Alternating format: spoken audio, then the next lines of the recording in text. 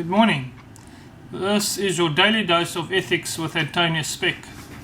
Today we start with your role as a leader, be it in the workplace or in your community or both. As a leader, you must not only be ethical, but you must also appear to be ethical. Our thoughts, words and actions must not only be ethical, but also appear so as to be conceived as ethical. In this, we must consider how other people perceive our actions. Our seniors, our colleagues, our staff, our community, and all other stakeholders. Let's think about some of the most commonly accepted moral norms. Is it okay to murder somebody? Is it okay to steal in any and all circumstances? Is it right to lie in any and all circumstances? Is it okay for a property developer to fraudulently cover latent and patent defects from a prospective purchaser, homeowner, in the interests of profit making? Is it okay to cheat on your spouse, significant others in any and all circumstances? And finally, is it okay to disrespect your parents in any and all circumstances?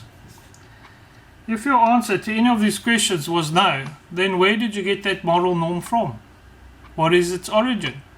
Where do we find all the aforementioned norms listed? Personally, subjectively, I believe we are all born with a God-given sense of morality.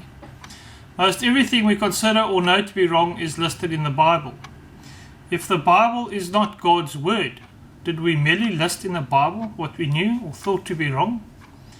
Then, when did we first consider these things to be wrong? Because they seem to contradict some teachings.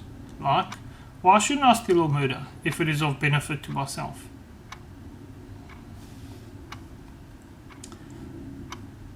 Does the Bible then contain sufficient moral norms for us to aspire to? I believe so. I believe that within the Bible there is a version of what I like to call biblical capitalism. This is capitalism, but within biblical principles. What does this mean? The Bible teaches us that God is the provider and that we have one master. The world and all its earthly possessions are God's and not man's. Because of this, our role as human beings is one of accountable stewardship rather than outright ownership. We share in this God-given abundance with scope for reasonable individual wealth while still respecting all of God's creations. This should give us an attitude of gratitude. Nothing that we have is by our own hand. Therefore, what we have received is by God's hand, and therefore we should give Him His due in tithes and paying taxes, fair wages and fair profit share. This is not socialism or communism in the traditional sense, but rather biblical capitalism. In our role as stewards rather than owners, we must maintain and not exploit production capacity by letting land lie fallow every 7th year, forgiving debtors and tenants every 7 years, not charging usurious rates of interest, and keeping the Sabbath day holy. As you sow, so shall you reap. In the next video, I discuss what is the cost of a lack of ethics in the world.